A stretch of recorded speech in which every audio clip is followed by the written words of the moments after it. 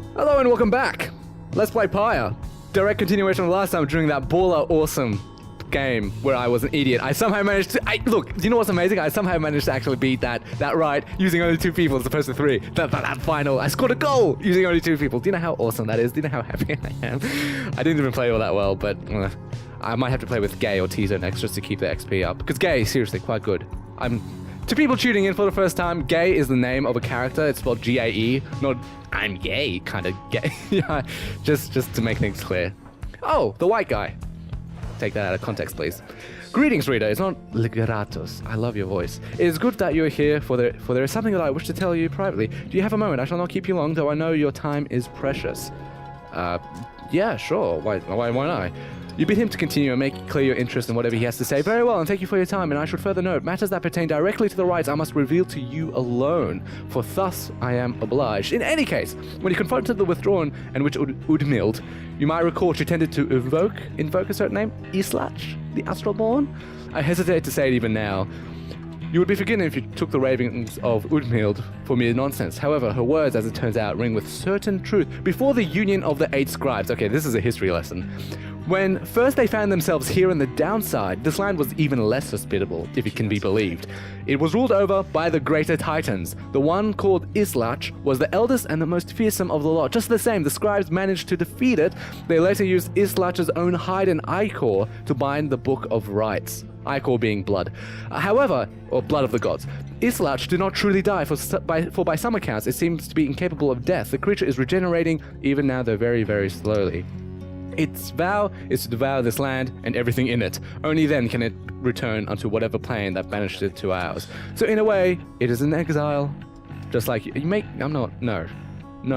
Ever should the creature be reborn, it shall be many ages hence. Thus the ravings of Udmild are more or less inconsequential for the while. Yet the history of Islach is inexorably linked to the rites and therefore must be known. I trust your research of the book shall lead you to discover more in time. I hope all of this is of some reassurance, and now I leave you to your more immediate concerns. I shall go back to see how everyone is faring at this time. He heads out in the evening, bidding you a good rest of the evening. Yeah, a lot of this is in the Book of Rites. So this is made out of his skin. I wanna read it because I love how the writing in the Book of Rites and just in this game in general, it straddles a line between, on one side, myth and legend, on the other side, fact and fiction. I mean, non-fiction. It's really good. I wish I could. I'll talk more about this in my Brain World episodes when I actually have a chance to talk about it. For now, though, let's get a move on. Let's get a move on because, well, I have only a limited amount of time. Big Bertrudes. Gladly. There's my... The Lord Minstrel says someone here can help. Pursue the stars across the sea. Because we have to cross the sea. The sea is unfortunately so broad and so wide in scope, we can't cross it. Or can we? This is the place that I was going to see my client's companion. Sandalwood is his client, and our client as well. As soon as you are ready. Is there anyone here who wants to talk to us? No. Seek Big Bertrudes. Big Bertrudes is a sickly gathering of bog dwellers. You know, the snake guys, who stay within shadows, yet you can feel their eyes surveying everything. The lone minstrel steps forward. Sandalwood sent us. Those words are enough to make the bog dwellers snap to attention. They emerge from the mud and dark and begin inspecting your black wagon with their strange tools. One of the bog dwellers slithers forward. She is larger than the rest and leaves no doubt that she commands the others. Thou speakest the name Sandalwood. We would know his whereabouts, reveal them to us. Good day to you, Big Bertrude. She is a bog dweller, once feared and respected in the Commonwealth for her sorcerous work. It is a pleasure to meet you at last, for Sandalwood always spoke highly of you and your handiwork. Did he? In turn, we know who thou must be. Yet thou speakest of the past. Sandalwood, doth he yet live? Speak plain and quickly. To be frank with you, madam, I do not know for certain, for I have been apart from him for some time, carrying out his will, though I have every faith, his will being like the Black Wagon and the Nightwings, though I have every faith that Sandalwood, lives. As for his current whereabouts, I understand he awaits us somewhere near Wakingwood, a labyrinth of a forest on the western half of Black Basin. Few know their way around it. The path to the sacred mountain Alodiel lies far beyond these suffocating woods, beyond the waters. Oh, he's across the sea. Ugh. We wish to seek him there, though. As you can see, our wagon is ill-suited for the task. The one called Bertrude frowns at this, studying the lone minstrel all the while.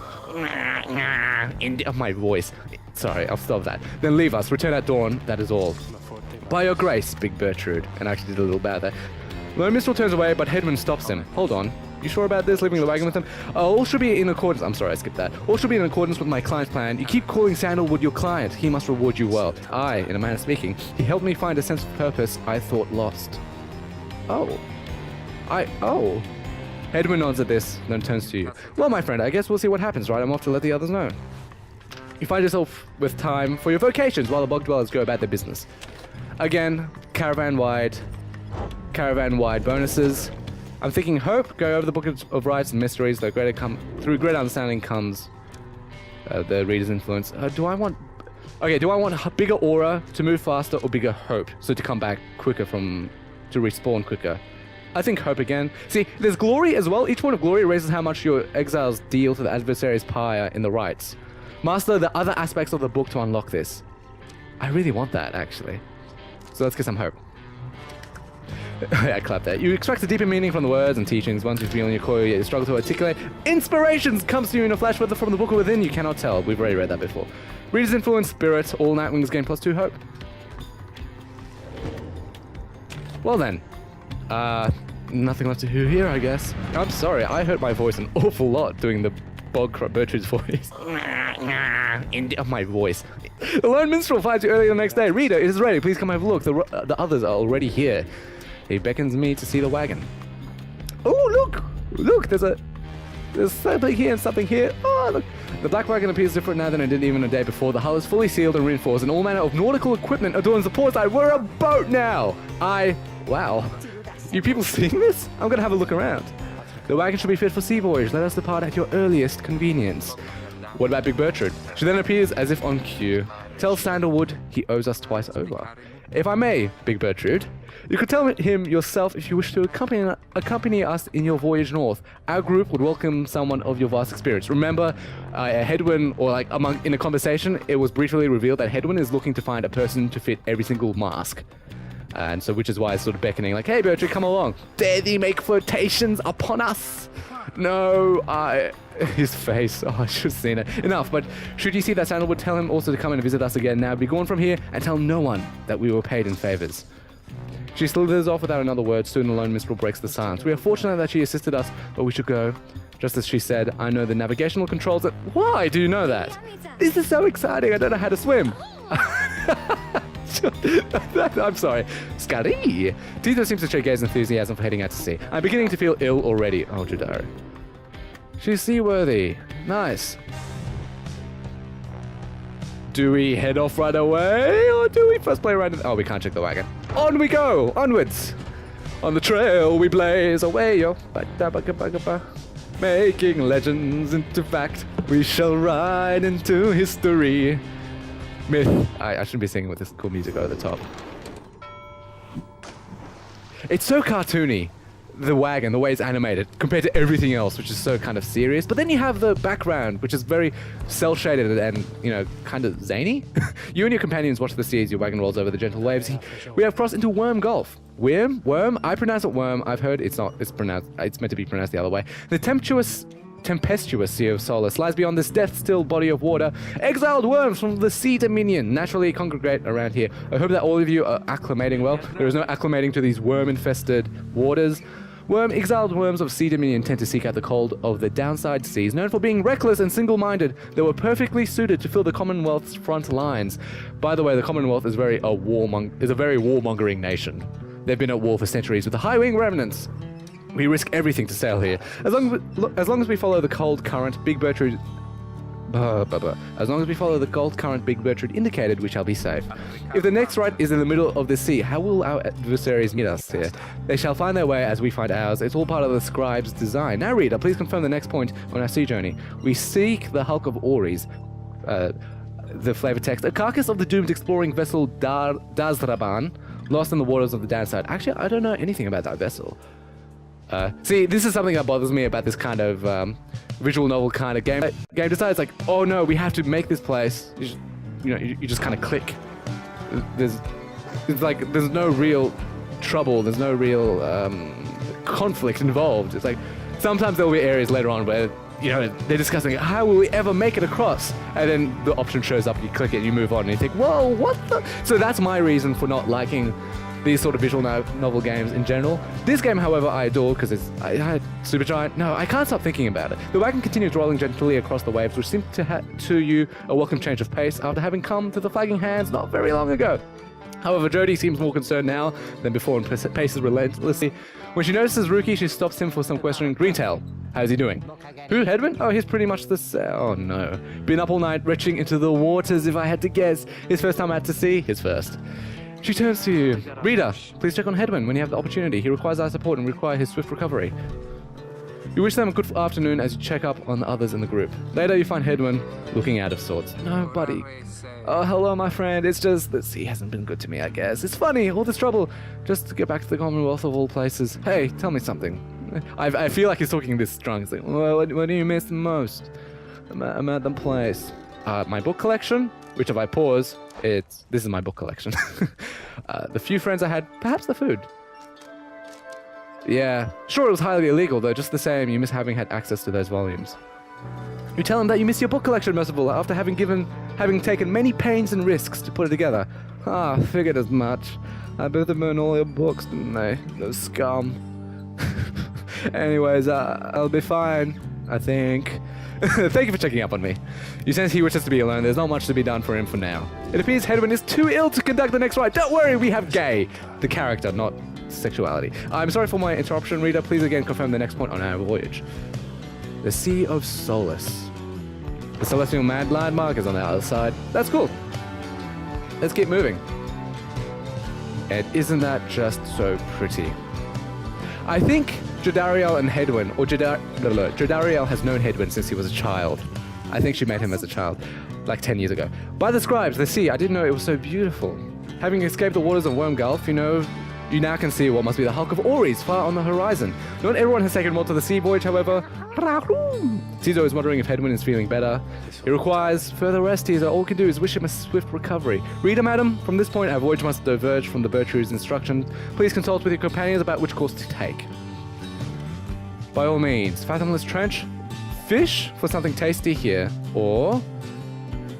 Okay, do we want a slight buff to our characters, or do we want... I reckon we'll find a trinket if we go down here. I think I want a trinket. I don't want a buff yet. Not quite yet, I don't think. I don't quite know. Gen Z is the name of the artist of this game. You can check in the About page, actually. There. This is the credits. Neat. And you can click to get the soundtrack or to visit the website. Sorry. The sea is peaceful for the most part, except for the occasional strange shimmers beneath the surface. You realize the lone minstrel is looking down at them along with you. There's shapes down there. Some must be the worms of the Sea Dominion, cast into exile, a fast and war-torn undersea regime, home to untold numbers of amphibious worms. Having conquered their waters, the worms clambered onto the Commonwealth's shores in search of new wars. Okay, so they're also a warmongering race. I understand they tirelessly fought the Commonwealth's wars, having grown weary of their own. They must make worthy adversaries. They do not. Tizo appears to have spotted something tasty. Tizo dives without warning into the depths below, and there he goes again. That one enjoys being at sea despite its perils. Eventually the little imp resurfaces, clutching something in his claws. A fourth sleeve flounder. Oh. Whoa!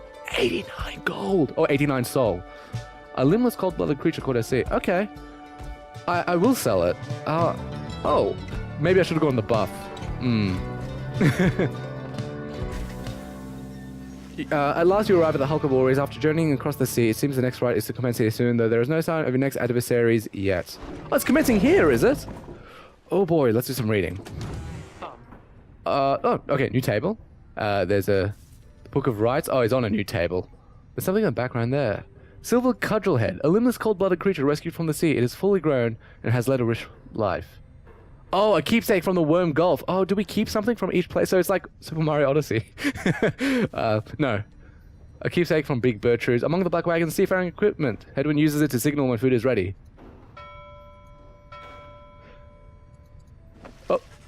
Oh, I'm sorry. I didn't realize. Some of the garments are massive while others are so small they might fit a child.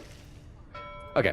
Jodaria, I'm sorry, I'm wasting my time. Rita, a moment of your time, you ask what is on her mind. Hedwin is beginning to recover from his illness, however, its sudden onset serves a reminder, I believe. Look me in the eyes, thank you. You have beautiful eyes. I have known Hedwin since... I called it. I didn't realize that she says it, but I called it. Even now, I hesitate to say that he is grown. Nevertheless, there are such things that even I would never say to him directly. For instance, I struggle with his confidence at times, whether he... Oh, shit. Speak not a word of this to him, of course, in case it is unclear, I shall tell him in my own way. If and when the time requires. I'm sorry, I skipped what she said there. I'll have to go back over that. I'm terribly sorry. I might have to edit a frame of that up.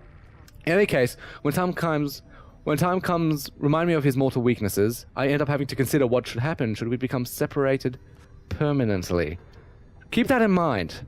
Keep that in mind. She worries about that. What I mean to say is, you should know that I'm fully pledged now to this quest of ours. Whether Hedwin is the one to lead us or not, or to attend or not. I have my reasons. One of them is him. I expect the same holds true for you.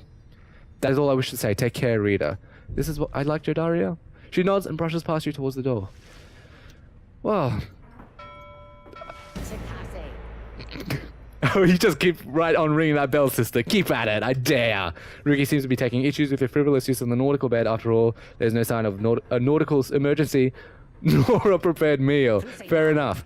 Oh, I know. It's not mealtime. It's fine. I'm starting to really enjoy the constant ringing or anyone anymore. Besides, ringing that bell is probably some pretty good exercise, right? And it's good training for my ears, too. You know we Kurds have ultra-sensitive hearing, don't you? Well, not anymore, I don't. Anyway, thanks. I mean that. Rugit, I'll never forgive you for abusing the nautical bell. Oh. He's back. Oh, okay. That's cool. He was only joking. Probably. Well then. It's not kidding. It's bugging me, please.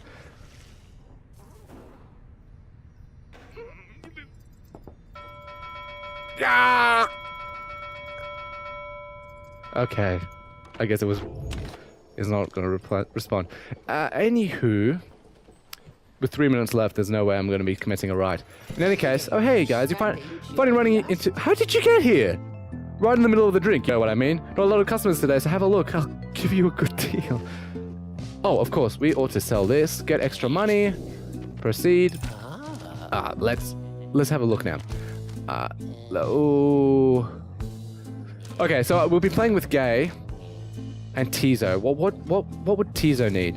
Let's just have a look through them. After a bearer banishes an adversary by aura caster, an aura burst may occur. Grabs bearer +2 presence, +2 quickness, and +2 hope. Do I wanna... I'll give this... Yes, I'll give this one to Gay, and Gay's talisman will go to... Tizo. Wait, hold on. I bought that for like 160 or something. Value 88. Yeah, so it retains its value. Okay, that's good.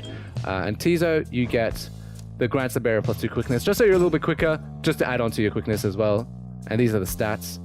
Glory, how much damage they do, presence, how wide the aura is, quickness, how quick they move, and hope how quickly they respawn. You guys take care, okay? And thanks for doing business. You're welcome.